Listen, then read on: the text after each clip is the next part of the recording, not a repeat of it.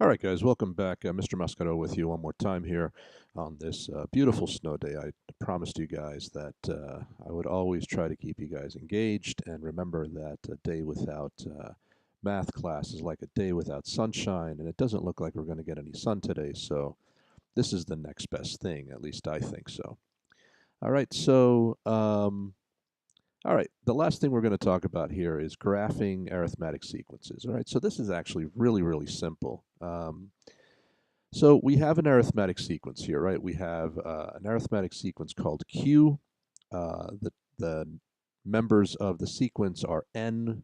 All right, so we have -7, -4, -1, 2, and 5, and then on and on and on. All right, so what is this from a equation standpoint? What does this equation look like? What does this arithmetic sequence look like? All right, so remember that in the last lesson we said that the general form of our uh, sequence is going to be, uh, the name of the sequence, Q sub n, is going to equal, right, the first term of the sequence. So in this term is going to be Q. These are Q's. All right, Q sub 1 plus the difference, right? The difference is K times n minus 1. Okay, so for this particular sequence, we're going to have Q sub n, all right, equals the first term of the sequence, which is -7. All right, our rate of change, all right, our constant difference is going to be +3, right? So we go from a 7 to a -4 is +3. -4 to a -1 is a +3. All right, and on down the line. All right, so it's going to be +3 times n minus 1. All right, so we're describing our sequence here as Q sub n equals -7 plus 3 times the quantity n minus 1. In this exercise, since we're going to graph this thing, we're going to take it one more step, all right? We're going to go ahead and simplify this equation, okay? Um, so we're going to say Q sub n equals, right, -7, and then I'm going to go ahead and distribute the 3 through the parentheses, right? So +3. Um, so plus, what do we have, right? So the 3 goes multiplies into the n, so plus 3n, and then the 3 multiplies times a -1 is -3. All right, so Q sub n, all right, my Q's keep getting sloppier, sorry about that, equals, well, let's simplify then, right? So I have a 3n, all right, uh, and then I combine a -7 and a -3, right? I get -10. Okay, so the equation of my arithmetic sequence, or another form of the equation of my arithmetic sequence, in this case is going to be 3 times n minus 10. Okay, this, all right, and this are the same thing. They're just in a different form, right? One is not simplified and the other one is simplified. If we want to make sure that we did the math right, all right, pick a value in the sequence. All right, let's see if we did the math right. Right, so let's go ahead and pick I don't know, pick a value. Right, so let's say 5. All right, so Q sub 5, right, equals what? Okay, so remember we're replacing the n with a 5, so I have 3 times 5 minus 10. So I have 15 minus 10. So I have Q sub 5 equals 5. Is that the case? Yeah, right? So there we go. Q sub 5 equals 5. We're in great shape here. All right. So, we did the math right. Let me just erase that real quick. All right. So now we can go ahead and graph our function. All right. So there's a couple of different ways that we can do this. We can use the table to plot our points. We can pick a value for n. All right. And figure out what n is, and then figure out what q of n is, right? If I didn't have this table already up top, right, I could fill in the values. Okay, so there's a couple of different ways that we can look at this. In terms of the picture of the arithmetic sequence, all right, generally when we create a graph, right, we label the horizontal axis x and the vertical axis y, but in this case it's going to be a little bit different, right? The values that we are plugging in to our arithmetic sequence into the equation, they're called n, right? So what we're going to do is we are going to label the horizontal axis n, okay? And then the name of our sequence, or the each member of our sequence, is going to be q sub n, right? So instead of y for the vertical, we're going to call the vertical um, part of the graph q sub n. Okay, so our graph is n, right? Q sub n. Our points, all right, instead of being x comma y, or as we have used with function notation, x comma f of x, all right, are going to be labeled n comma q sub n. All right, so all we're doing is we're just calling things a little bit different. All right, we're just using different letters. All right, the concepts are exactly the same. Don't worry about the letters. Just make sure that, we always put the horizontal points first, okay, or the horizontal coordinate first, right? And the vertical coordinate second whenever we plot points. That's just the way it is, right? It doesn't matter if we call them x and y. It doesn't matter if we call them x f of x. It doesn't matter if we call them q sub n, right? It doesn't matter if we call them, t and l. It doesn't matter, okay? The horizontal coordinate goes first in our description, and the vertical coordinate goes second. All right, that's it, and that's the way it's always going to be. All right, so let's plot this out.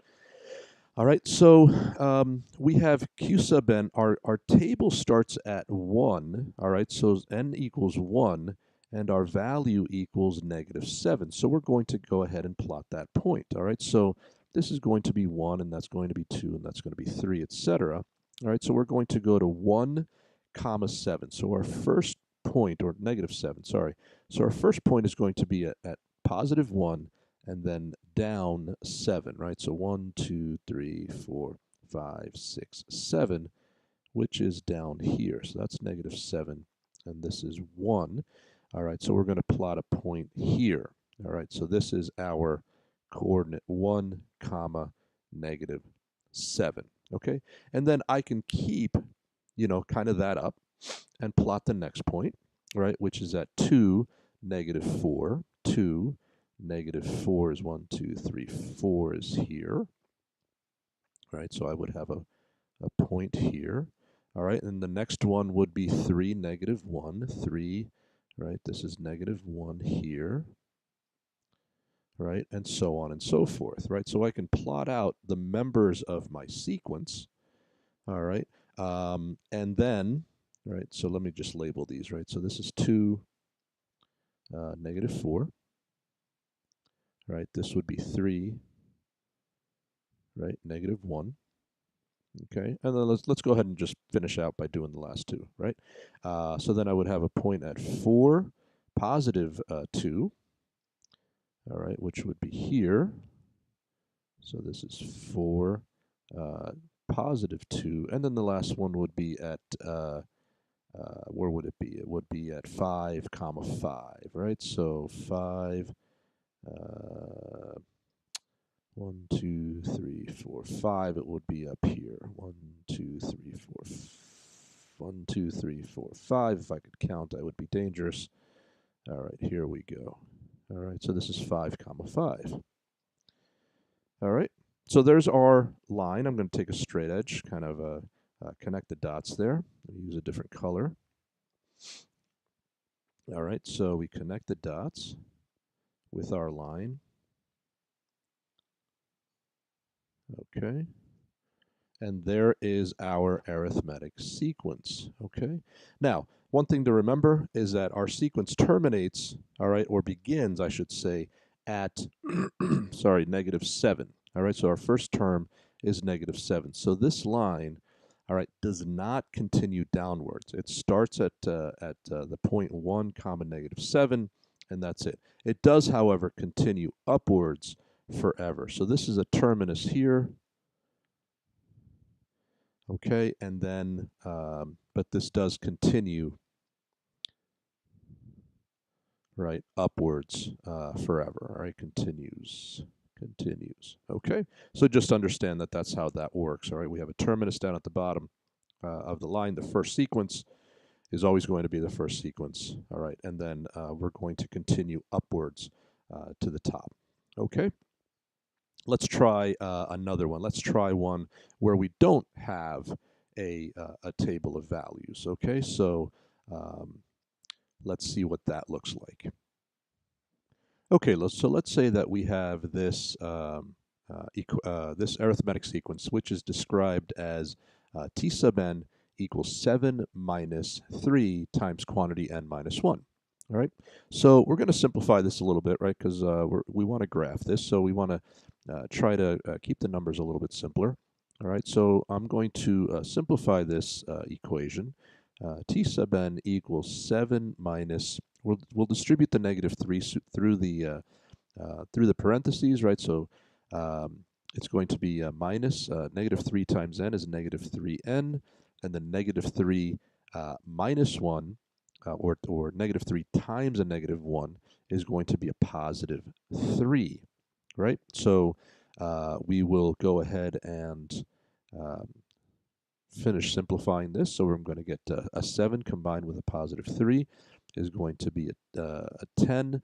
And so I'm going to have a negative 3n plus 10. All right, so there we go. All right, boy, this looks a lot like a linear equation to me, right? And that's exactly what it is.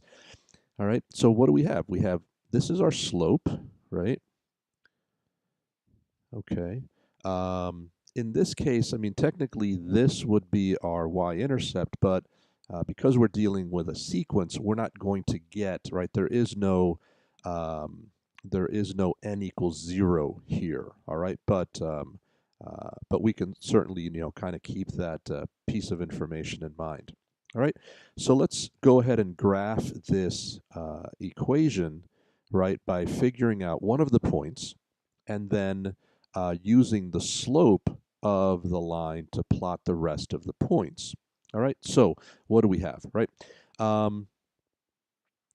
Sequences in this format right now, sequences are always going to start at n minus 1. So what is t of n, all right, t of 1, sorry about that, right? So what does t of 1 look like?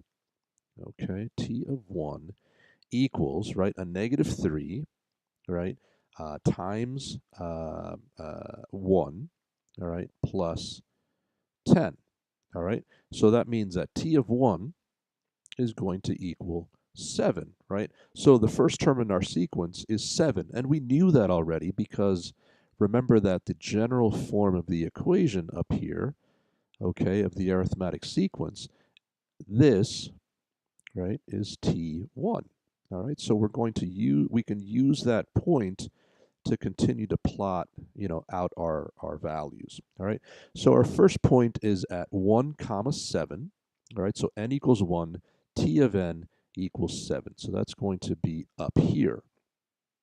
Okay, so that's at 1 comma 7. Now, what is the slope of our equation? What is the constant difference of our equation? Our constant difference, all right, is this, negative 3. What does that mean? That means that a negative 3, a slope, right, of negative 3 means that it drops 3, right? It goes down 3 for every one move to the right. Okay, so down 3, right 1.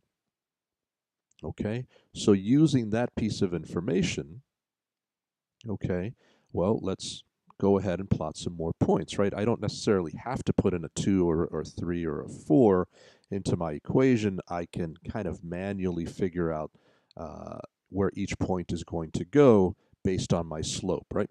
So if I'm at 7 here and I have a slope of -3, well, I'm going to drop 1, 2, 3, and then over 1, right? So my next point is going to be here at 2 comma 4, right? The next one after that is going to be down 3 over 1, 1, 2, 3 over 1, all right?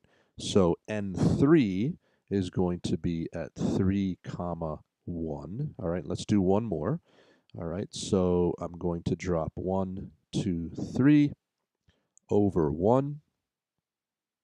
So N4, right, the fourth term of my sequence, is going to be at 4 comma, what is that, -2. Okay, so I'm going to take my straight edge. I'm going to connect the dots. Okay, let me get a different color here. All right, drop that like so. And there we go. There's our sequence. All right, our arithmetic sequence is graphed out. Remember that this is a terminus. Okay, terminus. All right, so that's a terminus there. In other words, it does not extend upwards, but it does continue downwards. All right, so there we go. How to graph an arithmetic sequence. All right, when we have a table, all right, and or an equation. How to graph a sequence when we have just the equation. All right, so there's a bunch of different ways to do this. The thing that we always have to remember is that we are dealing with lines, in this case, arithmetic sequences, all right, and equations of lines are all basically the same thing. All right, that's it for today. I posted some homework for you guys on Blackboard. Take a look at those problems. I hope you guys enjoy the rest of the day. Stay warm, help your parents shovel, and we'll see you guys tomorrow. All right. This is Mr. Mascaro. Enjoy the rest of your day. Have a good one.